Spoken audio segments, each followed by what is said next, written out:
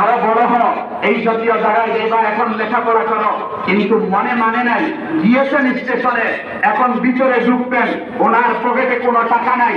Ticket কাউন্টারের কাছে গিয়ে বললেন, ভাই আমার এই মুহূর্তে পকেটে টাকা নাই, আমি আপনার 4 আনা দিয়ে দিব, আপনি আমাকে একটা টিকিট দেন, আমি যেন প্ল্যাটফর্মে গিয়া শেখ মাহমুদ হাসান দেওবন্দি রহমতুল্লাহ আলাইহিকে সম্বর্ধনা জানাতে পারি।